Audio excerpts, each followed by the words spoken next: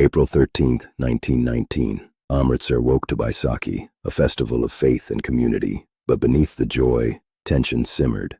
India was under British rule. The repressive Rowlatt Act allowed imprisonment without trial. No jury, no justice. Thousands gathered at Jallianwala Bagh. Some to protest, many just to celebrate. They were unarmed, they were trapped. Brigadier General Dyer entered with 50 troops. Without warning, he blocked the exits and gave the command to fire. The firing lasted 10 minutes. Hundreds were killed, thousands injured. As night fell, the wounded lay untreated in the darkness.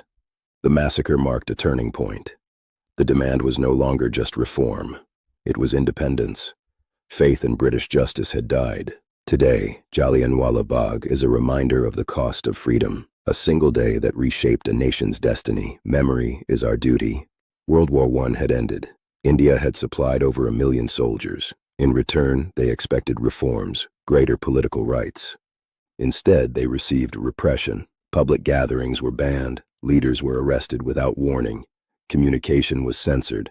Amritsar was restless. Local protests had already led to violence. British officials feared a looming rebellion. Into this climate stepped Brigadier General Reginald Dyer, a man who believed fear was the only way to maintain control. He did not see protesters as citizens. He saw them as a threat to be crushed. He would soon act on that belief. That afternoon, thousands gathered at Jallianwala Bagh. Most had no idea that public meetings had been banned.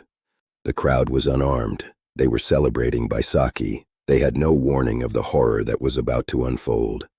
That afternoon, thousands gathered. Some were there to protest the Rowlatt Act. Many more were simply celebrating Baisakhi. The crowd included farmers, elderly men, and families. There were no weapons, no organized rebellion, just people listening to speakers.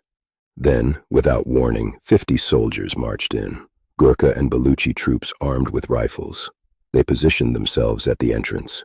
Dyer did not order the crowd to disperse. He did not issue a warning. He simply blocked the only primary exit. And then he gave the command. The shooting began. Panic exploded across the ground as the first rounds were fired. People ran toward the walls, only to find them too high to climb. Others rushed toward narrow exits, only to find them sealed. Bullets tore through the dense crowd. The firing would continue for 10 minutes. The horror had only just begun. With nowhere to escape, people were trapped. Some jumped into the well inside the garden to avoid the gunfire. Dozens of bodies were later recovered from that single well. The British government reported 379 deaths. Indian leaders estimated more than 1,000 were killed. Thousands more were left injured. As night fell, a curfew was enforced. Families were prevented from reaching their loved ones.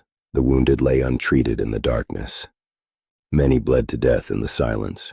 No medical assistance was provided. No apology was offered. The brutality was total. News of the massacre spread slowly. But when it did, outrage erupted across India. Faith in British justice had finally collapsed. Mahatma Gandhi intensified the call for non-cooperation. The demand was no longer for reform. It was for independence. The path toward freedom had accelerated. General Dyer claimed his actions were necessary for a moral effect. The world would soon judge that morality. An official inquiry, known as the Hunter Commission, investigated the incident. General Dyer expressed no regret. He claimed his actions were necessary for a moral effect. He was eventually removed from duty, but not criminally charged. In parts of Britain, he was even praised. The divide was clear. Jallianwala Bagh was more than a massacre. It was a psychological fracture. The belief that British rule could evolve peacefully died in Amritsar. The massacre transformed the independence movement. Moderates became radicals, loyalists became critics. A unified resistance was born. Today, the site stands as a memorial.